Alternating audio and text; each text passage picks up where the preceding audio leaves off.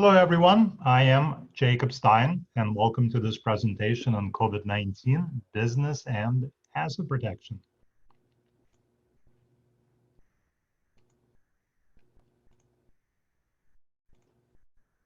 I have been practicing asset protection planning for about 20 years.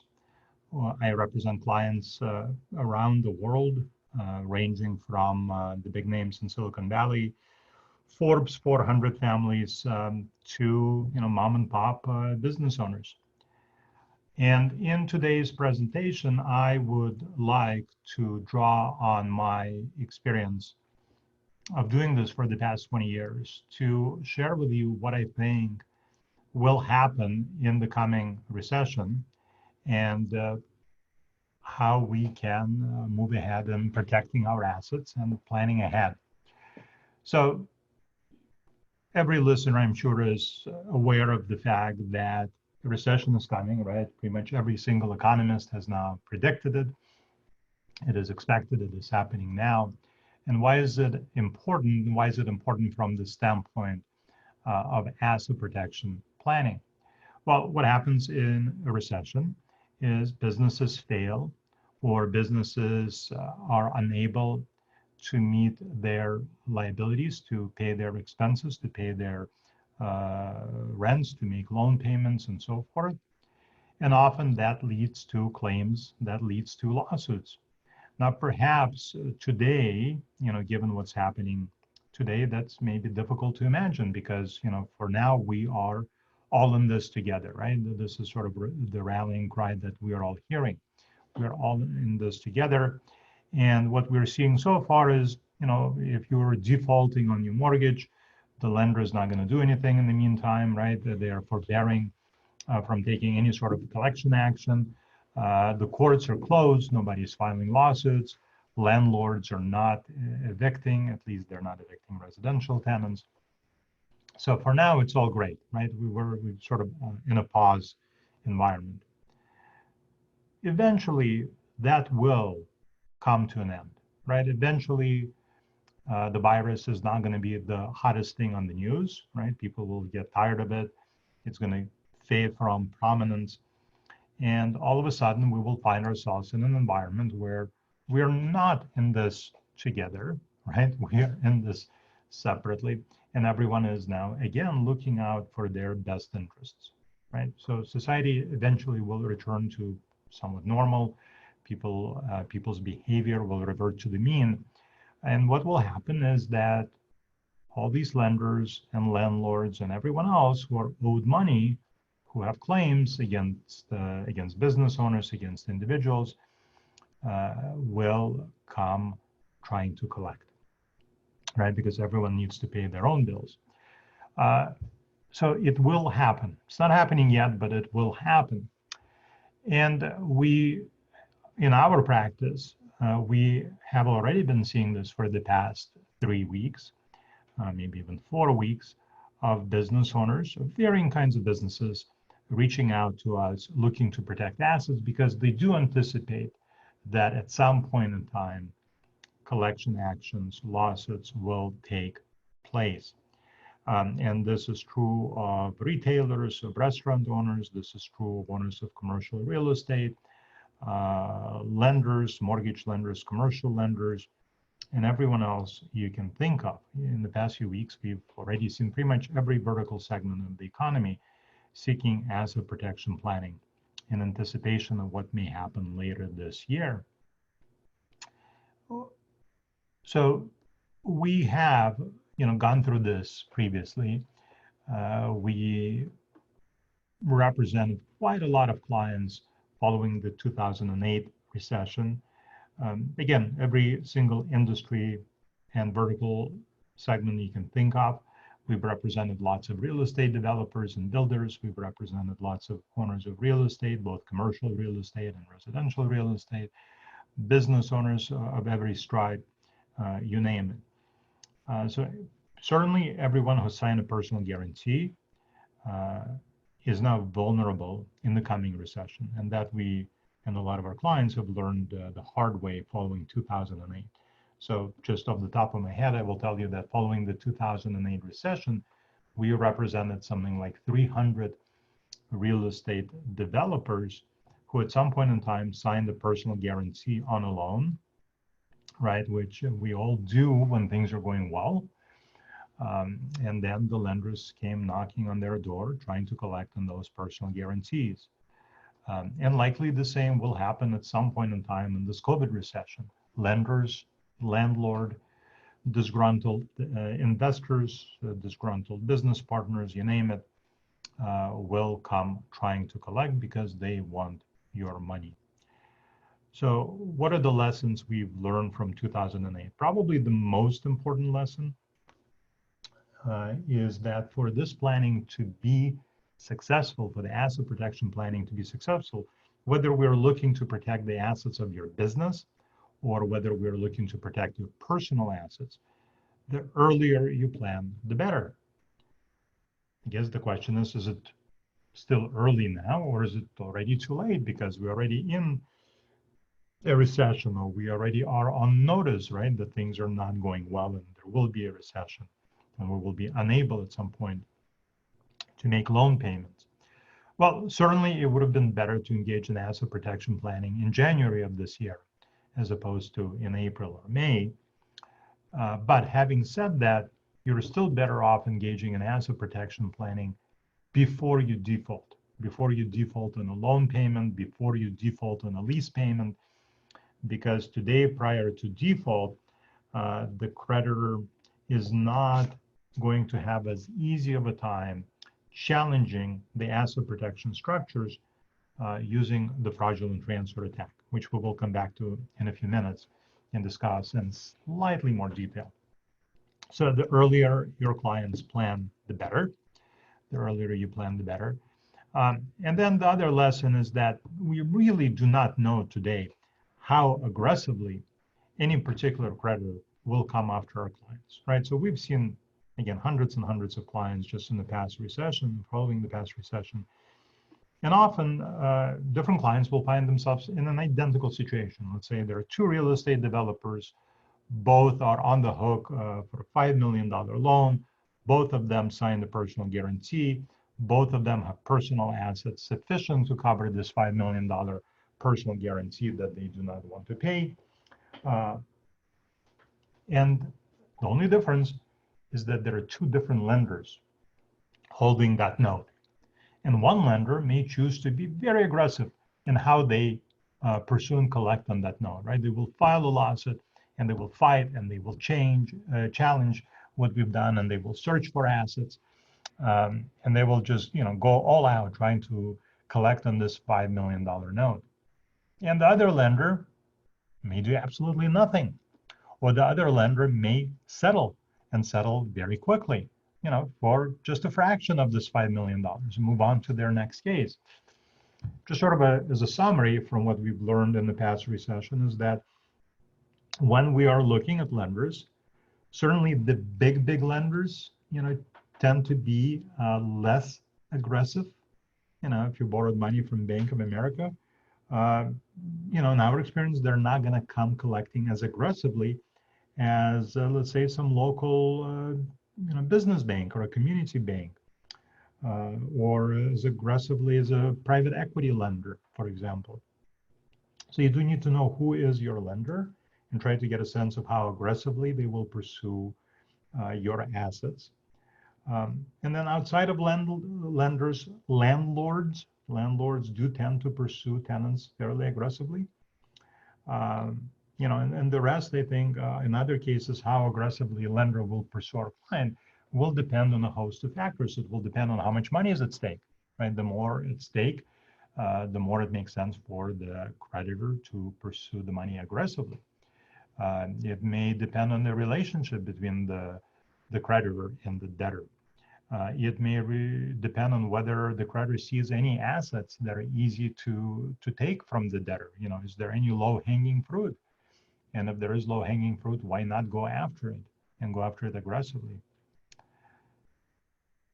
So what is it that we're trying to accomplish with an asset protection plan? In light of all of this, let's say later this year, in the depths of the recession, once people sort of start coming out of the stupor that this virus has induced, what is going to happen? Well, we will see creditors start filing lawsuits, right, to collect what is owed to them.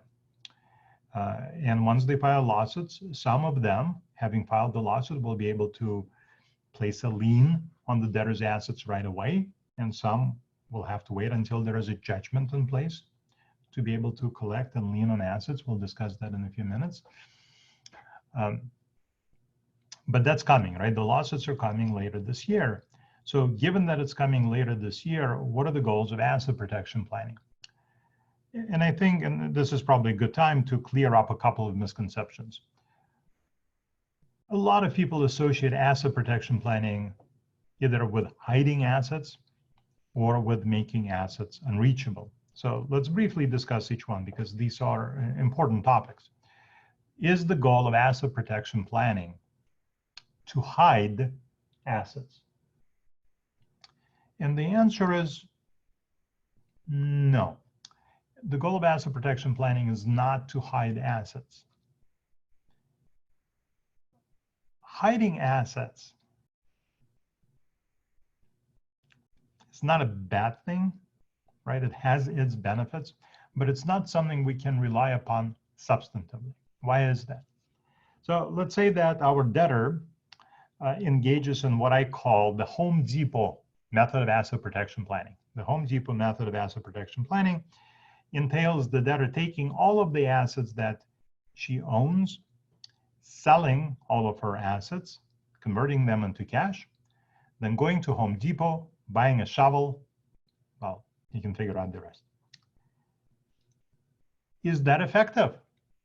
Is that an effective way of protecting assets? Like, certainly a creditor cannot find where you buried that cash, right? Not possible. Sounds like it should be effective. But here is the remedy that is available to every creditor. Once the creditor has a judgment in place, the creditor can conduct what's known as a debtor's examination.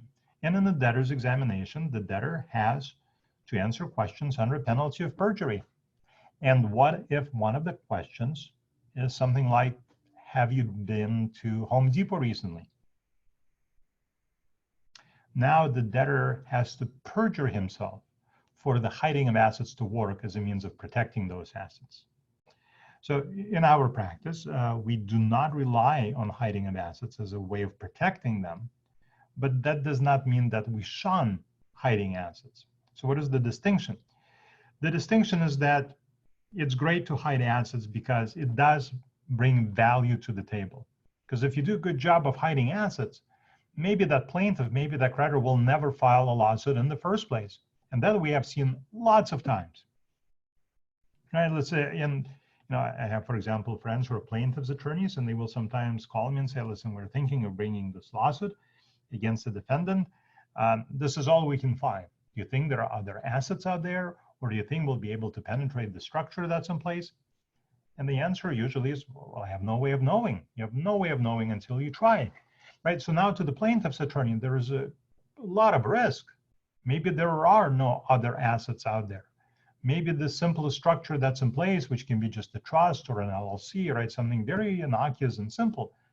Maybe it will work and they will not be able to reach the assets that are inside those structures, right? So for the plaintiff's attorney, all of a sudden there is a lot of risk in litigating this case, and perhaps they will choose not to pursue that case and go after something else, right? Where it will be easier to collect, where the assets are more visible. If our client is already in litigation, and we can go to the plaintiff's attorney and say, there are no assets here, and they cannot find them, right? Searching for them. Again, maybe now we're in a great position to settle that litigation. So hiding assets is not that. It's just not something we can rely upon substantively. We want to do something substantive where we can argue that the assets no longer belong to our client, that there is a legal reason, not just a practical impossibility of getting at the assets or finding the assets, but there's like a legal barrier to the creditor's ability to reach the debtor's assets. We want substance, not just hiding. So that's number one. Number two, as I mentioned, a lot of times folks associate asset protection with making assets impossible to get at, like some sort of a bulletproof, silver bullet-like type of an asset protection plan. That's rarely in the cards. Rarely in the cards. There may be a couple of structures where we can tell our client, your assets are now unreachable. And even when we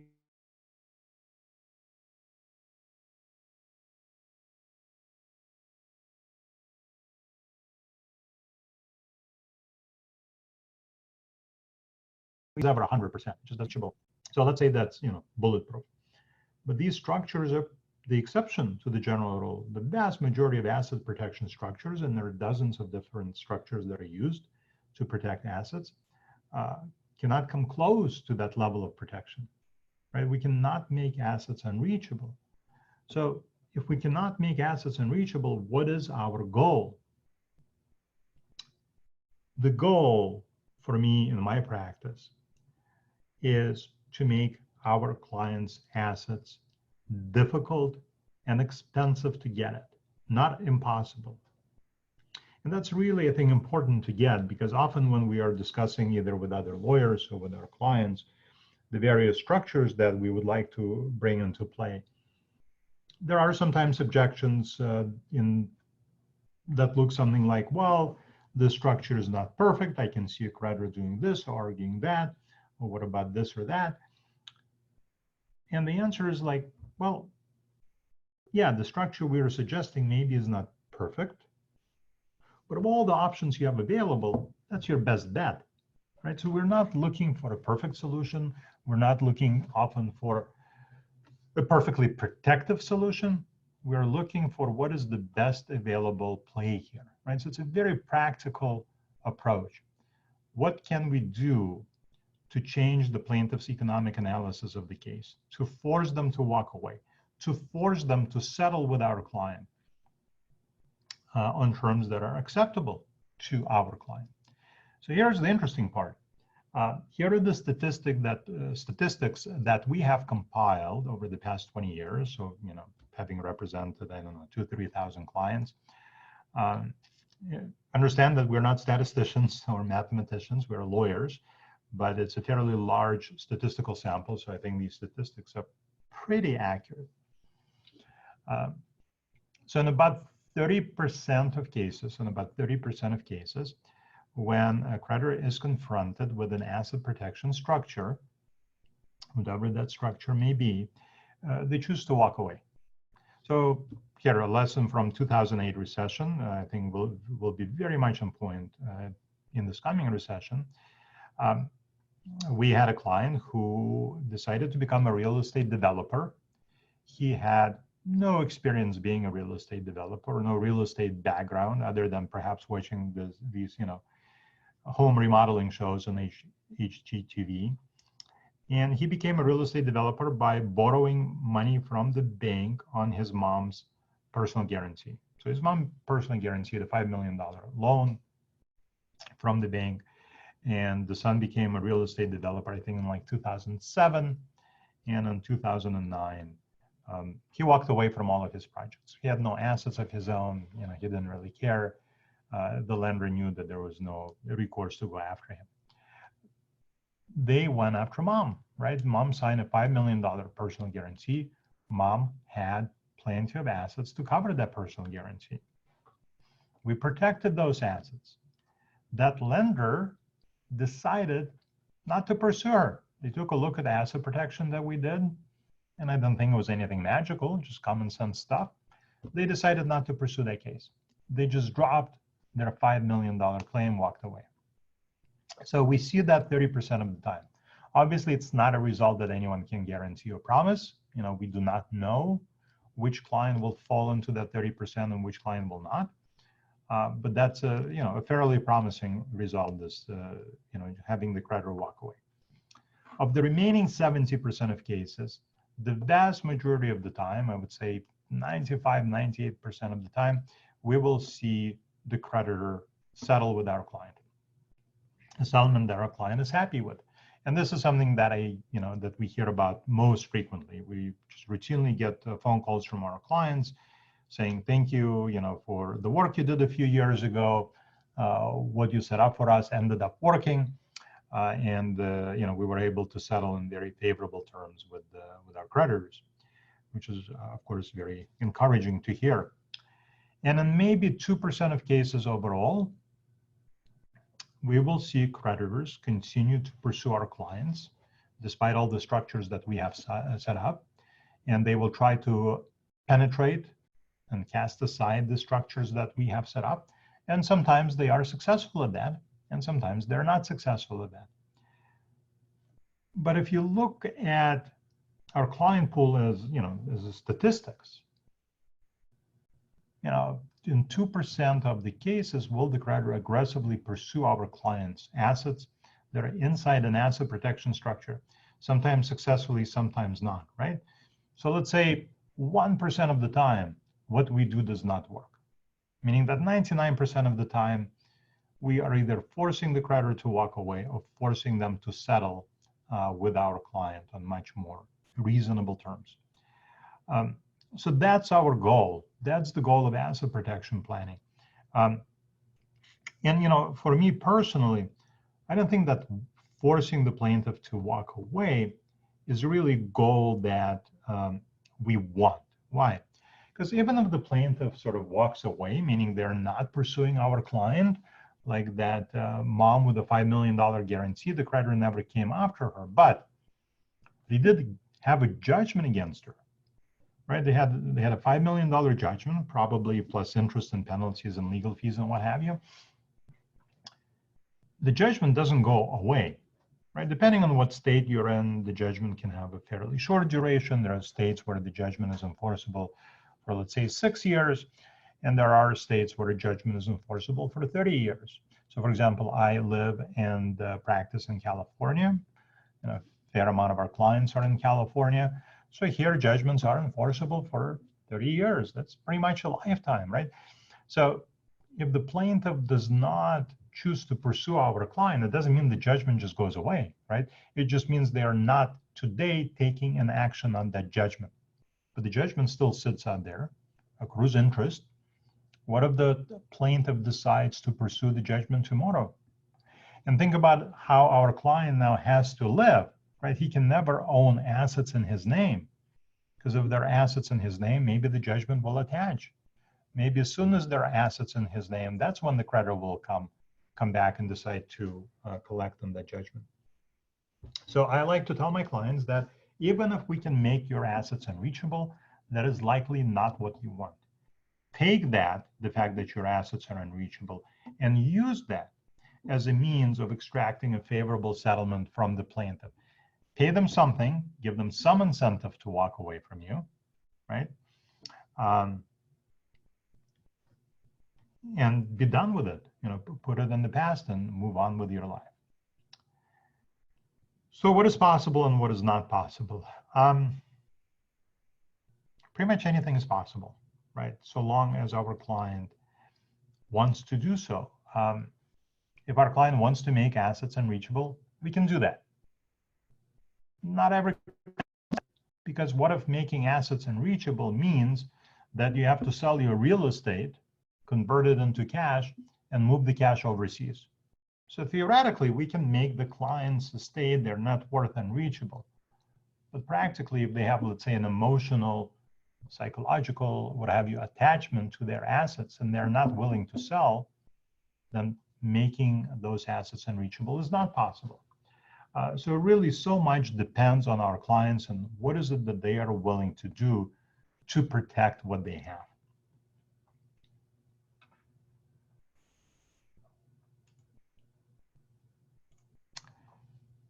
There are a couple dozen structures that we use to protect assets, and I guess that other practitioners use to protect assets.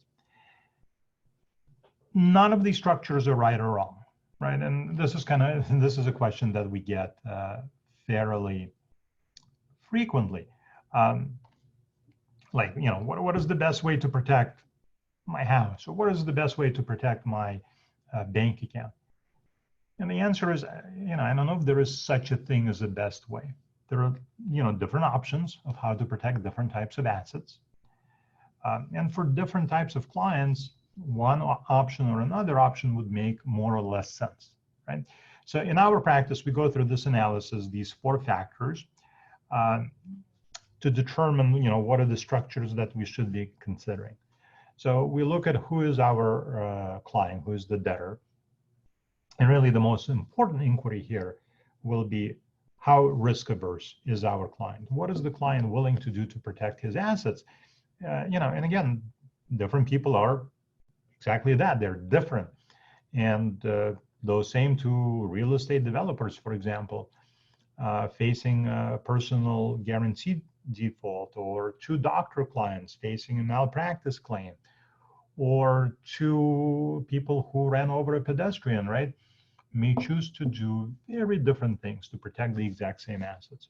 So it depends on how risk averse the client is, what is their budget appetite for legal work, how good is the defense counsel who's representing them in the lawsuit, and so forth. So this identity of the debtor greatly influences what it is that will be done to protect assets. And then there are certainly other kind of more technical questions. For example, is our client married or single? Because in some states we can do very different planning for a married couple as opposed to a single person. Is our client an individual or a legal entity? If we are planning to protect the assets of a legal entity, the considerations that come into play are very different. Now maybe we're worried about successor liability, or sideways piercing of the corporate veil, or regular piercing of the corporate veil, and so forth. The next factor we will consider is the nature of the claim. And here really there are 2 important considerations. Generally, timing is the most important one, meaning when are we engaging in asset protection planning? Is it before something bad has happened, or is it after something bad has happened, right? Are we protecting assets before there's a loan default, or after? Are we protecting assets before a lawsuit has been filed, or after? Before a car accident, or after? And obviously, the earlier in time we can engage in asset protection planning, the higher the likelihood of success. And we'll talk about fraudulent transfers in a second, and I'll explain why that is. In a recession, a lot of the cases that we will see are cases where a prejudgment attachment is possible. What does that mean? So generally speaking, before a plaintiff can go after our client's assets, they need to file a lawsuit, obtain a judgment, and then using the judgment, they can go after our client's assets and either lien on some assets, levy on other assets, and so forth. But in some cases, they can obtain what's known as a prejudgment attachment. That's the ability to place a lien on the defendant's assets before a judgment is obtained for the purpose of securing those assets while the lawsuit is pending. A prejudgment attachment is available in a lawsuit that arises in a business setting where damages are easily ascertainable. And usually these are lawsuits by lenders for default, or lawsuits by landlords for default on the lease, right? So long as it's a lease of, let's say, business premises or industrial premises, or a loan default relating to a business loan, not a personal use loan. Because with leases and loans, the damages are fairly easily ascertainable, right? We know exactly what is owed to the lender. We know exactly what is owed to the landlord. So in a lot of these cases, prejudgment attachment is available, which means that the plaintiff can file a lawsuit, move for a prejudgment attachment, place a lien on the defendant's assets. I believe that lien, well, varies from state to state, but usually will stay in place for a couple of years. And that precludes the defendant from being able to do anything with his assets while the lawsuit is pending, meaning that we cannot help as soon as the prejudgment attachment is in place. So when we are talking to clients, especially in, right now in the recession, who are facing these claims from lenders and landlords and such, we're telling them you need to move very quickly, because as soon as the landlord or the lender file a lawsuit for default, they will move for a prejudgment attachment and you're done. So very, very quickly, we need to get assets out of your name so that this prejudgment attachment lien will not attach to your assets. Bankruptcy, an important consideration here.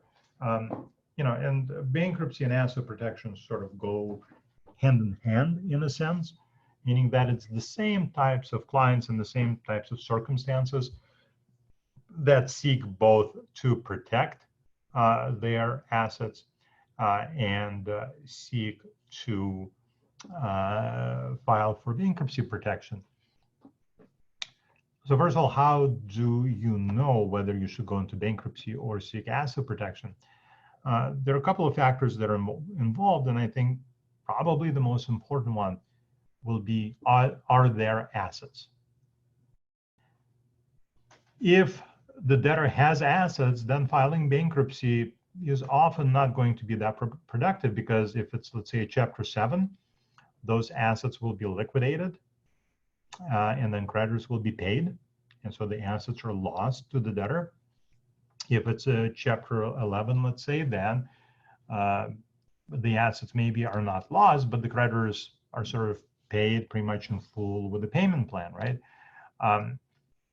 If there are no assets, then bankruptcy may be perfect, right? We, just discharge your debts and restart. But if there are significant assets, either in the business or their personal assets, asset protection planning may be the way to go, because this way, the assets are protected and are not made available to a creditor. The next factor we look at are the creditor's characteristics as a creditor, meaning how aggressively will this particular creditor pursue our client? Is this a creditor that's going to be aggressive or lazy, intelligent or dumb, knowledgeable about collection laws, not knowledgeable about collection laws?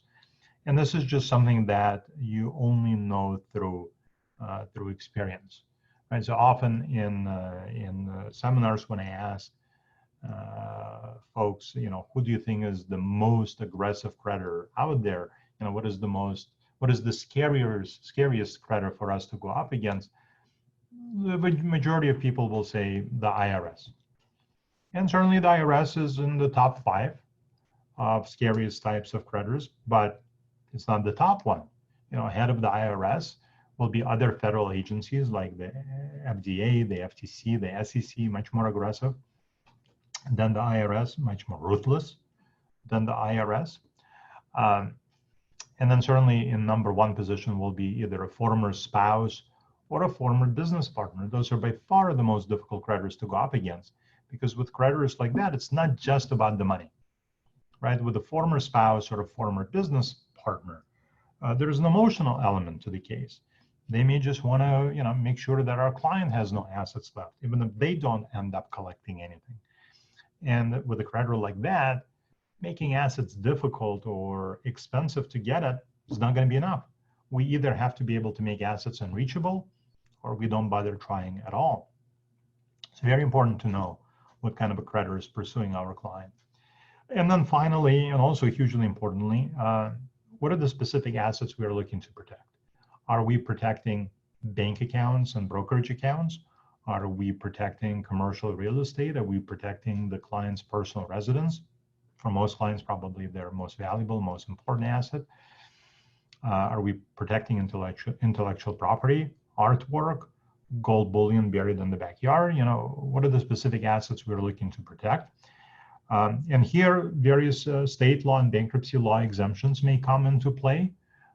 For example, in some states, some meaningful amount of equity in your home is exempt from creditor claims. Varies from state to state. There are states where the homestead exemption is very low, like $35,000. There are 3 states where the homestead exemption has no dollar limitation, and the limitation is only placed on the size of the property, not on the value. There are exemptions available for different types of retirement plans. In some states, for example, only ERISA qualified plans will be exempt from creditor claims. And in some states, every type of retirement plan will be exempt, again, without a dollar limitation. And so on and so forth. So exemptions are usually very state specific.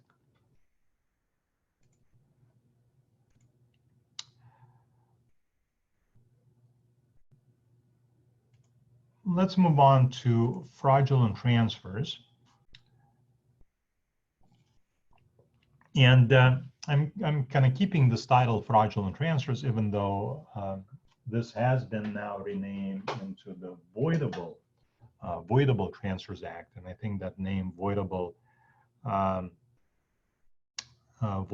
is a better, more appropriate description of what happens as a result of this type of a transfer. So the fundamental rule of collecting on a judgment that we are working with is that if the debtor owns an asset, as a general rule, the creditor can take it. You know, you get a judgment against somebody, you can pretty much take anything and everything that that person owns, unless an exemption applies, right? So maybe some amount of equity in the home is safe, maybe some types of retirement plans are safe, but by and large, anything and everything that a debtor owns, the creditor can go after.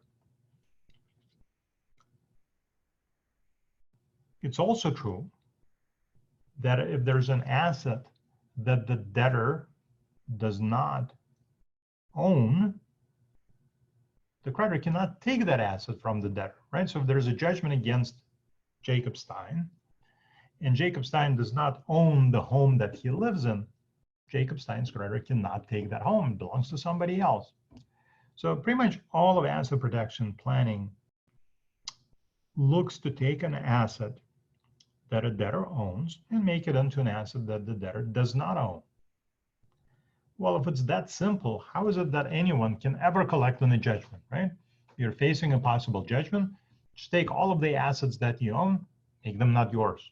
Transfer them to your sibling, transfer them to your kids, transfer them to a trust or an LLC or what have you. So to prevent that from happening and to allow creditors, to give creditors sort of a fighting chance on collecting on judgments, we have these fraudulent transfer or voidable transfer laws. And these laws have two ways for a creditor to attack a transfer of assets. The first one is a transfer with the intent, what's called actual intent, to hinder, delay, defraud a creditor. So we look at the intention behind the transfer. Why did the debtor sell everything that she owned and buried gold bullion in the backyard? What was the intention behind that action? Was the debtor worried about a possible lawsuit? Or was the debtor concerned about the worldwide pandemic that is sweeping the globe, and was worried that we are going to slide into post-apocalyptic age and gold is going to be more valuable than anything else? Kind of a silly example, but how do we determine what is the person's intention behind what they do? So in the fraudulent transfer arena, that intent is determined through circumstantial evidence, right? We look at the circumstances surrounding the transfer of assets, what is known as badges of fraud. So for example, when did the debtor transfer assets, right? So if you transfer assets 2 days after you run over a troop of pedestrians, perhaps that's a badge of fraud, right? That can be indicative of your intention of why you transferred assets. Is that enough? Just because you transferred assets 2 days after you plowed into a group of pedestrians, does that mean that the reason you transferred assets is because of that accident? Perhaps not. Perhaps you've been in the process of implementing an estate plan for the past 2 months. And, today was the day that was scheduled for a while when the asset transfers will be completed. And 2 days ago, you happened to get into a car accident, right? So intention to transfer assets was formed prior to the accident taking place. I'm not going to go through all the badges of fraud and spend a lot of time on fraudulent transfers. That can be an entire hour-long seminar on its own. But let's stop here. So this intent and timing, these are important badges of fraud. The two other important badges of fraud look at whether the transfer is for fair market value, right?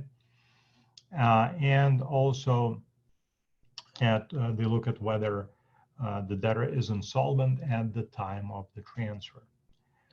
So notice there is also a constructive fraud test for a fraudulent transfer. This under the constructive fraud test, if the transfer is for less than fair market value, right, less than full consideration, and there is insolvency, meaning as a result or at the time of the transfer the debtor is insolvent, that's a fraudulent transfer, and it does not matter why the transfer took place, right? So that's a much easier way for a creditor to establish a fraudulent transfer.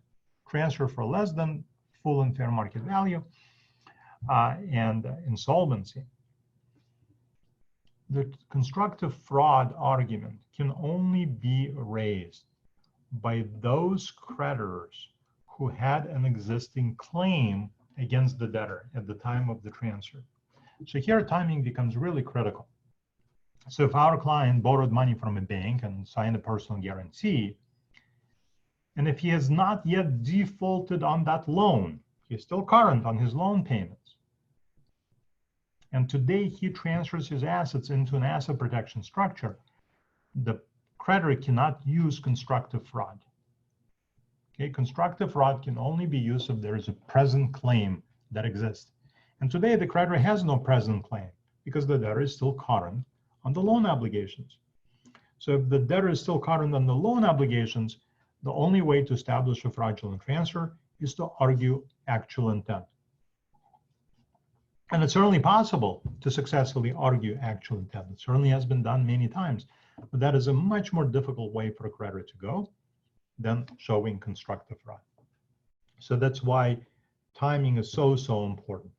Whenever possible, we want our clients to protect their assets before they default on that loan payment, before they default on that lease payment.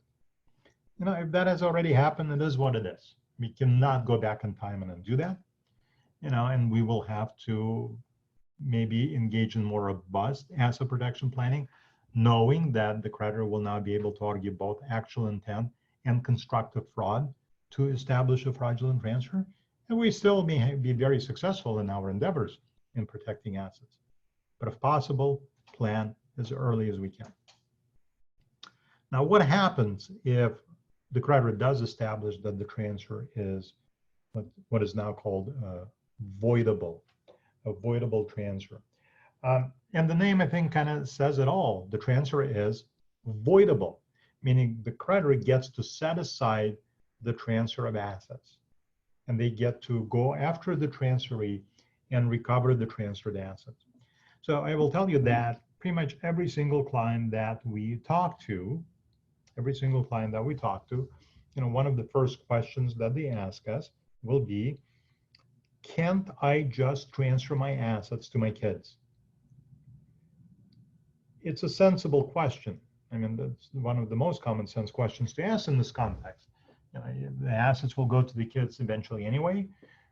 We trust our kids a lot more than we trust anyone else. So certainly, why not transfer assets to the kids? Well, we do not want to transfer assets to the kids because that's probably the easiest type of transfer to attack as a fraudulent transfer. That's number one. And number two, a fraudulent transfer lawsuit is a lawsuit against the transferee, right? It's a lawsuit against the transferee, meaning that if you're okay with your kids being sued, then, you know, engage in this transfer. But if you do not want your kids being sued, then perhaps you do not want to transfer assets to them. That's why we want to transfer assets to sort of abstract structures like legal entities, trusts, and the like, so that we do not end up with an individual being sued for a fraudulent transfer. Let's move on to legal entities and talk a little bit about using legal entities to protect assets. So legal entities are very frequently used to protect assets from creditor claims. So I want to talk about how we can use an entity if an individual is being sued. And then I also want to talk about what do we do if the entity that we own is itself the subject of a lawsuit, which certainly in this economic climate is very likely, right? We may have an entity that borrowed money or an entity that's being sued by employees or what have you. Let's talk about both sets of circumstances and what we can do in those circumstances. So let's say our client owns some valuable real estate with a lot of equity, and the real estate is in his name. The client is driving down the street, runs over a troop of Girl Scouts. There are Thin Mint cookies all over the place, and he gets hit with a huge lawsuit. A judgment is entered against our client. And now the question is, can that plaintiff reach the real estate that is in the client's name? And the quick answer is yes, of course they can. Pretty much any asset that our client owns, the plaintiff can reach. What if the real estate is not owned by the client directly? What if that real estate is in a corporation? Can the plaintiff reach the real estate? Well, not in a direct way, because the real estate is not owned by our client, right? He's just a shareholder. It's owned by the corporation, which is a separate legal person. But the client owns something else. The client owns the shares of stock in the corporation. Shares of stock in a corporation are personal property and are reachable by the plaintiff. So the corporation really, in this example, does not help us that much. What about a limited liability company? Now the analysis changes a bit. Again, there's a judgment against the individual. The individual does not own the real estate. The individual owns a membership interest in a limited liability company. So once again, the plaintiff cannot go after the real estate directly. Can they go after the membership interest in the LLC? And the answer is no, they cannot. So state law, and this is true of pretty much every state, well, I think without exception, true of every state, a membership interest in a limited liability company is not subject to attachment by a creditor.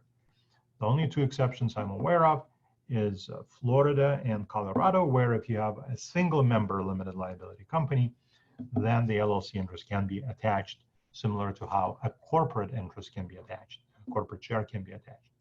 But those two states aside, and even in those states, if you have a multi-member LLC, you are protected.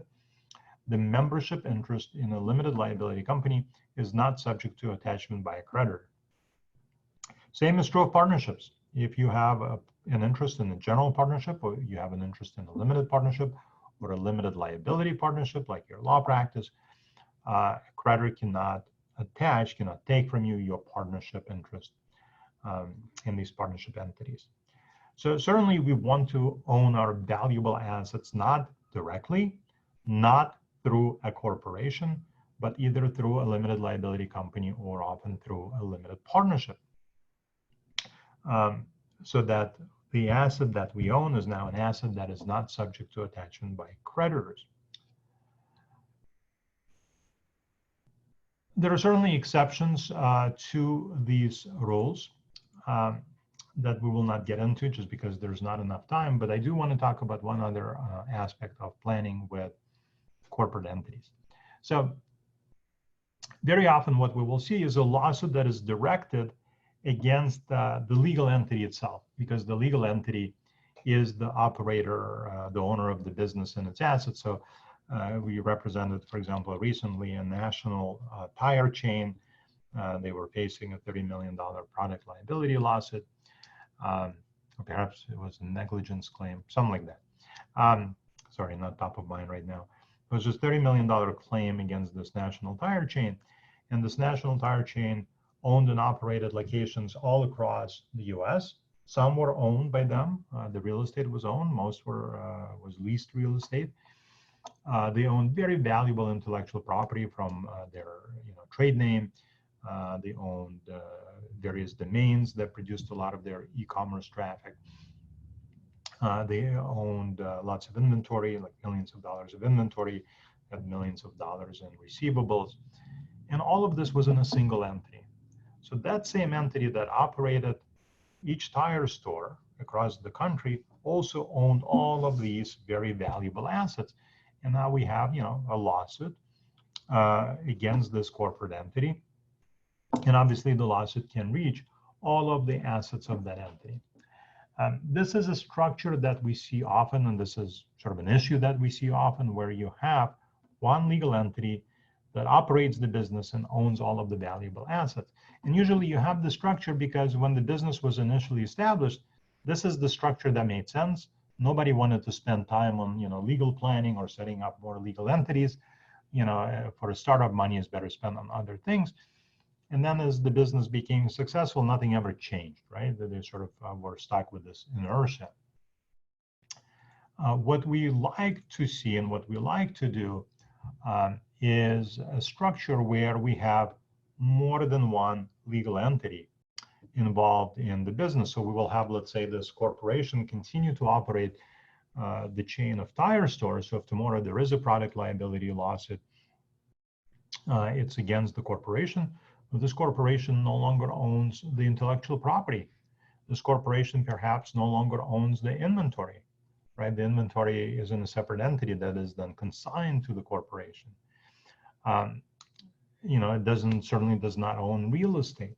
So when there is a lawsuit against this corporation, it has as few assets as possible, because the fewer assets this corporation has, the greater the likelihood that we can extract a settlement from the plaintiff. Where this sort of planning with legal entities gets really difficult, in my experience, is when we do have this single entity that is being sued, and the client says, you know what, this is going to be a devastating lawsuit. We need to somehow walk away from this existing business, from this existing entity, and restart our operations in some different form. Can we just set up a new legal entity and restart operations in a new entity and just leave the existing liability in this entity? And the answer is that it's not that easy. There is a legal concept known as successor liability, and successor liability provides that if you set up a new entity and that new entity substantively is pretty much the same as your existing entity, then the liability of the existing entity will follow you into the new entity. Successor liability. One of the most important facets of successor liability, one of the most important factors to look at, is whether the ownership of the two entities is the same or different. So if we are going to set up a new entity and hopefully, hope that the liabilities will not follow us into this new entity, we have to make it look like the ownership is different. We want to try to create a business purpose. Why was this entity created? Perhaps the business that it will be engaging in is somewhat different than the business that the existing entity is created. We want to try to create some distinctions among who are the employees of the two entities, maybe their corporate address, website, phone number. That sometimes can be very intrusive on the business operations, but often there is no choice if we want to restart business operations in some new form and not have the existing liability reach us into the new entity. Let's talk about planning with trusts. And by the way, you've noticed probably that I'm skipping a slide here and there. This is actually a presentation that I often teach as a full day presentation over 8 hours. So obviously in the 90 minutes we cannot cover every slide, and the slides we're covering, I'm sort of giving you the most important highlights of that topic, and we're not able to explore it in this presentation in extreme depth. My hope from this presentation is that you will all walk away with the ability to spot issues, with kind of a good fundamental understanding of the different structures that are used, how they work, what is possible, what is not possible. So at least you can start the conversation with your clients. And of course, anything that we either have covered or have not covered, but you wanted me to cover, you're always welcome to email me. You have my email address, you have my contact information. Email me, ask me questions. I'm always happy to answer questions. Okay, so trusts are very frequently used to protect assets.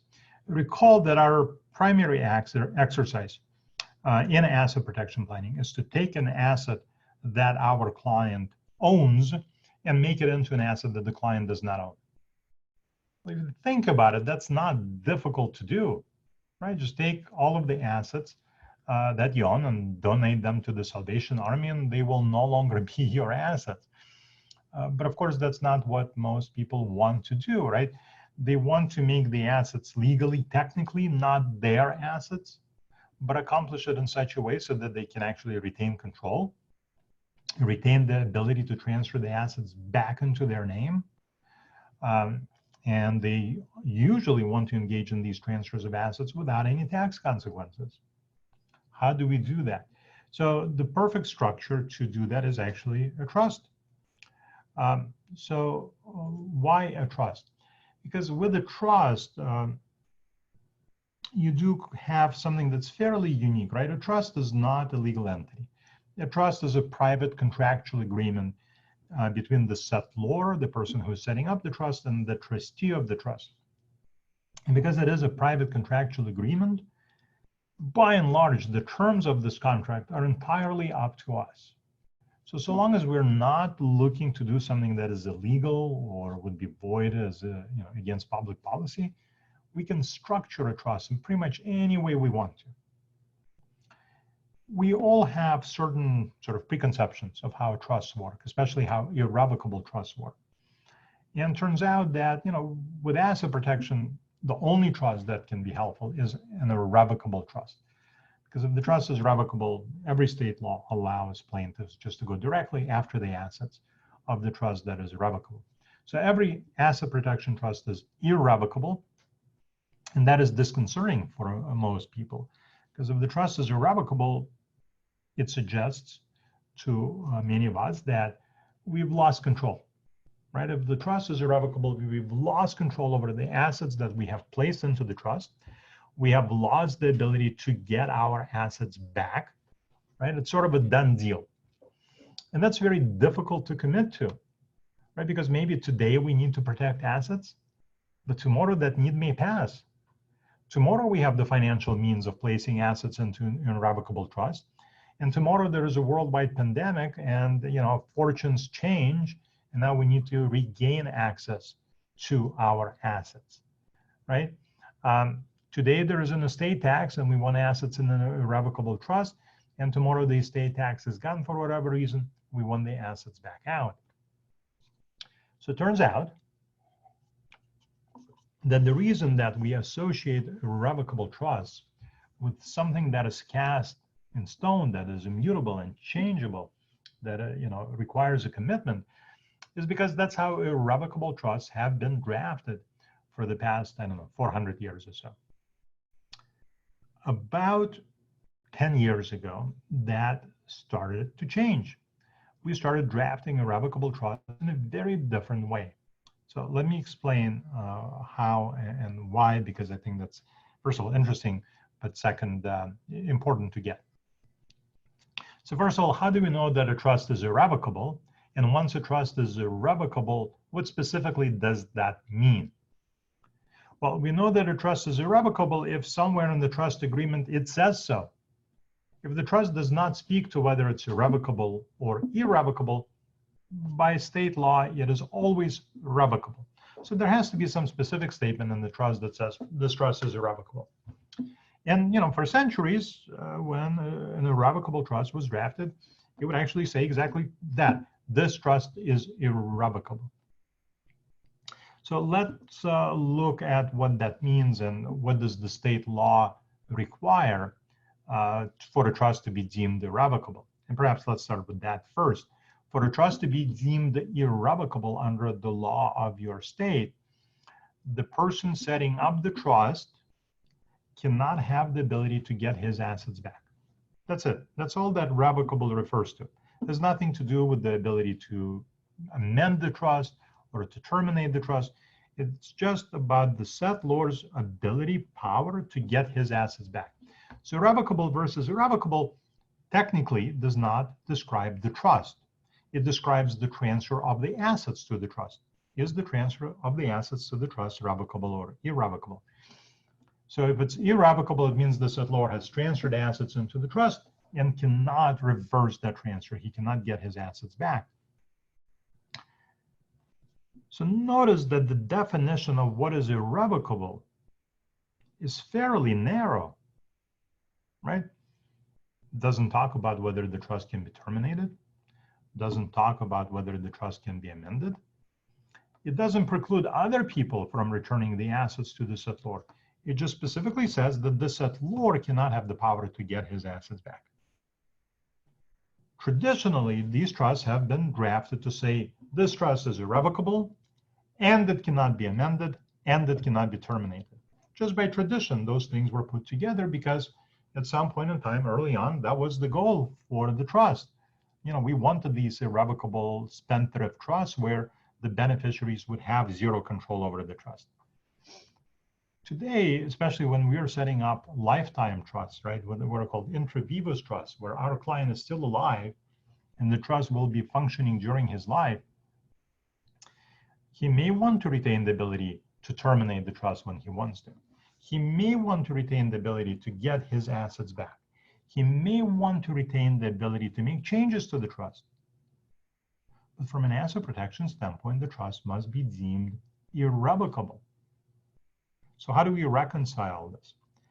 Well, so starting about 10 years ago, the way we draft irrevocable trusts has changed.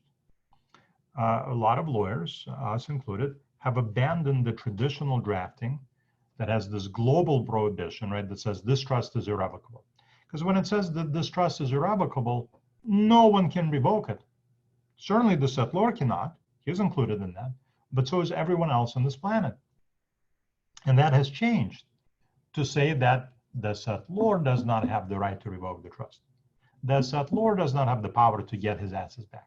Because if we limit it just to the settlor, if we only prohibit the settlor from getting his assets back, who can? Perhaps someone else can, right? So nowadays we will say the settlor cannot revoke the trust, but then we will appoint someone else, someone who is independent of the settlor, who will be given the power to return the assets to the settlor. And this person is commonly referred to as the trust protector. Today, when we are drafting an irrevocable trust, we will no longer say that the trust cannot be amended. Now, the settlor of the trust cannot have the power to amend it. But why not give this power to someone else? So, so today, when we draft irrevocable trust, or the more modern practice of drafting irrevocable trust, is to include in the trust the concept of the trust protector. The trust protector is a new position that's been created within the trust regime. This is in addition to the trustee, and the trust protector is given certain very broad, usually non-fiduciary powers over the trust. So the protector does not control the assets of the trust on a day-to-day basis. He does not hold title to the assets of the trust. The trustee still holds title, but the protector is given certain broad strategic powers. The protector may be given the power to revoke the trust, meaning return the assets to the settlor. The protector may be given the power to terminate the trust, meaning accelerate the distribution of the assets to the trust beneficiaries. The protector may be given the power to amend the trust in a limited way or in a wholesale way. The protector may be given the power to change the trustee of the trust, to change the beneficiaries of the trust, the tax treatment of the trust, the governing law of the trust. He may be able to force the distributions. He may be able to veto distributions. The only power that the settlor retains, our client, the debtor retains with respect to the trust, is the power to remove and replace the protector. Now, the settlor can never make himself the protector of the trust, because then all of the powers of the protector will be immediately attributed to the settlor, and the trust will be treated like any irrevocable trust is treated, so there's zero protection. But so long as the settlor cannot appoint himself or someone who will be deemed an agent of the settlor, the trust works. We have asset protection. And effectively, from a practical standpoint, certainly the settlor has a large degree of control over the trust. So, this concept of the trust protector has been a wonderful development in the world of drafting trusts. And I will tell you that in the past 10 years, I don't recall if I've drafted any irrevocable trusts, and I've drafted hundreds of them over the past 10 years, that did not include the trust protector. So what do we use a trust for, a revocable trust? Well, they can be used for any asset, similar to how, let's say, an LLC can be used to hold any asset. But here is the distinction. I believe that the irrevocable trust is a stronger form of protection. Why? I'll give you another example. We had a client, an elderly gentleman who was involved in a car accident. Fortunately, nobody was injured seriously, but there were several people who were injured, let's say lightly to moderately. He had, decent insurance coverage, but the plaintiff filed a lawsuit far in excess.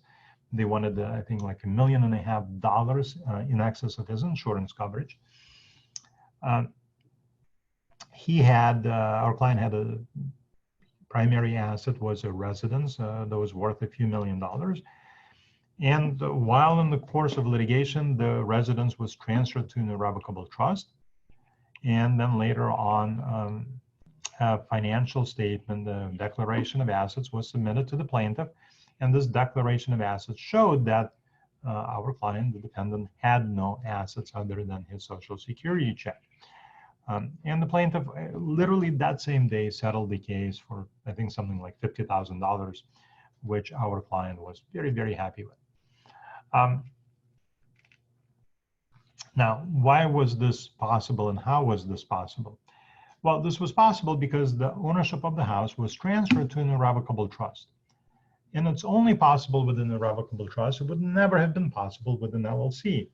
So if we transferred the ownership of that house to a limited liability company, there still would be an asset on the financial statement, right? The membership interest in the LLC that has significant value, and perhaps the plaintiff would not have settled the case, right? But having transferred the ownership of the residence to the irrevocable trust, our client no longer owned that asset. It now was the property of the irrevocable trust, allowing him to truthfully fill out a declaration of assets. You do have to know, your creditors, meaning that if we tried to do this, let's say, with a bank, it likely would have never worked because the bank, being an intelligent creditor, having experience in these matters, would have inquired about recent transfers of assets, right? And then we would have had to disclose that the house was recently transferred to the irrevocable trust, and perhaps the bank would have either chosen to challenge that or they would have pushed for a much higher settlement. But the plaintiff's law firm did not ask those questions. They relied on the declaration of assets, and we got a great result. Only possible with the irrevocable trust because the asset entirely comes off the financial statement. Now, for some of our clients, this is difficult to do because the asset comes off the financial statement. So if our clients, are still trying to qualify for bank loans, they're real estate investors, developers, what have you, this is difficult to do because once the assets are in the irrevocable trust, it's not on their personal financial statement. They may have a difficult time getting loans. So this needs to be balanced. How do we decide when to use an LLC and when to use an irrevocable trust? I think often that depends on the types of assets we are working with. Just a very quick example. If we're working with income-producing real estate, let's say it's an apartment building, and the client needs the cash flow that's being generated by the apartment building, usually we will place the apartment building into an LLC, even though that affords somewhat less protection than the trust. When the apartment building is placed in an LLC, the client still can easily access the cash flow because he's the member of the LLC and the LLC can make distributions to him. With the irrevocable trust, our client is never the beneficiary of the trust. It's always someone else. I do not believe in self-settled trusts, which I'm not going to get into right now. I think that in practice, trusts set up for the benefit of a third party like kids work much, much better. But because our client is not the beneficiary of the trust, we cannot make distributions to him. And with cash flowing assets, it just doesn't work well if the client needs access to the cash. But something, let's say, like a personal residence, there is no cash flow. Doesn't really matter to the client who holds title to the residence. So an irrevocable trust is perfectly suited. In the few minutes that we have left, let's talk a bit about offshore trusts.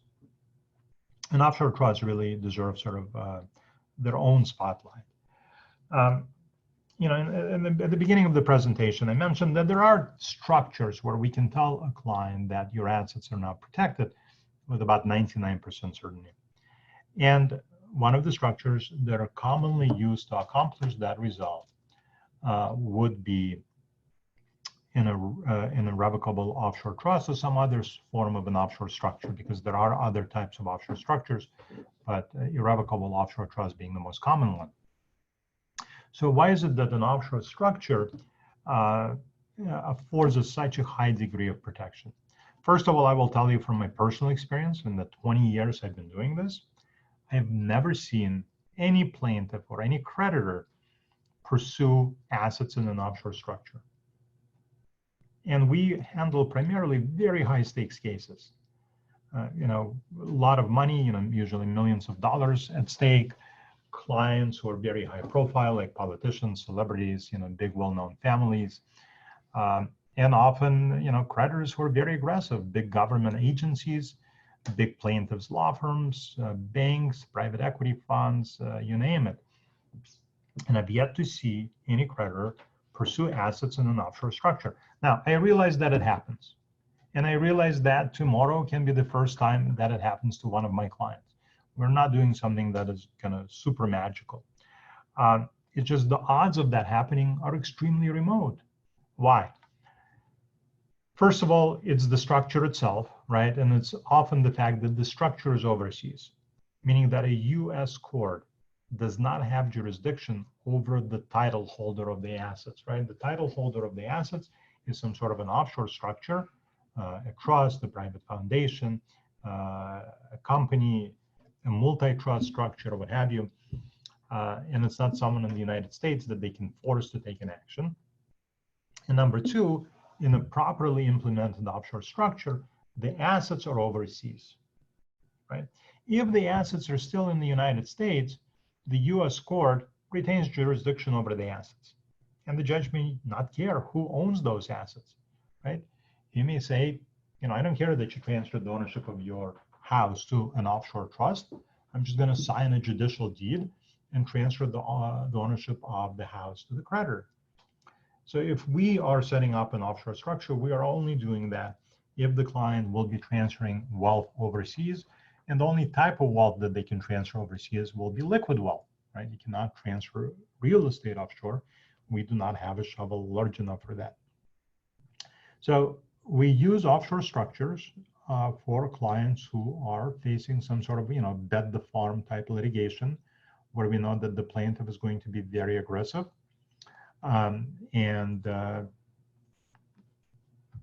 We really, really need to protect assets and make them pretty much unreachable. So there are some jurisdictions that have optimized their laws to favor debtors and make it really difficult for creditors to collect. The three, I guess, for us, the three preferred jurisdictions over the years have been the Cook Islands, St. Vincent, Nevis, but we've used numerous other jurisdictions for various purposes in Europe and Asia, other Caribbean jurisdictions, and so forth. And then the money needs to go outside the United States. Our preference usually is to send the money to a bank in Europe. So, I'm not somebody who thinks that an offshore structure is some sort of a silver bullet for what ails you. But when the client needs to have a very strong level of protection, if they really want to be able to sleep well at night, knowing that their assets are unreachable and untouchable, this really is, in my experience, the way to go. But it is a difficult decision to make. If, let's say, the primary asset that our client owns is his personal residence, right? The only way to get that offshore is to sell the residence, pack up everything that they have, move into a rental and move cash overseas. And for so many of our clients, that's just a really difficult choice to make. First, you need to pack, you need to uproot your kids. There may be income tax consequences from the sale. You really love the house you live in and so forth. But understand that if you are facing a very determined and aggressive plaintiff, they don't care that this is your home. To them, it's just an asset that can and will be sold to satisfy the judgment. And once that home is sold at a judicial foreclosure, you still have to move and pack and have income tax consequences from the sale and uproot your kids and so forth. So I would rather have my clients sell themselves today and keep the equity, keep the sale proceeds, than be forced to sell tomorrow and lose it all.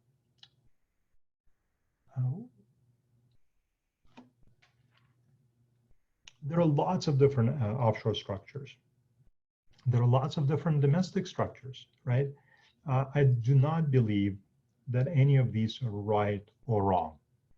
There is no perfect structure. There is no perfect way of protecting assets. It is all about common sense. To me, it's all about common sense. What can we do to make it difficult enough, to make it expensive enough, to change the plaintiff's economic analysis of the case, to either force them to walk away or to force them to accept a settlement, right? It's just basic common sense. And, with this COVID recession that we are in now, and that's just starting, and who knows how bad it will be, hopefully not so bad, but you will see some clients having to make difficult choices. You will see some clients who are not able to pay their vendors, pay their landlords, pay their banks. And if that is the case, perhaps asset protection is something that they need to consider. I am always happy to answer questions from anyone who has taken my presentations. All you need to do is, shoot me an email. You're welcome to call me, and I will always be happy to answer your questions. I am Jacob Stein, and thank you for listening to this presentation on COVID-19 business and asset protection planning. Have a great day.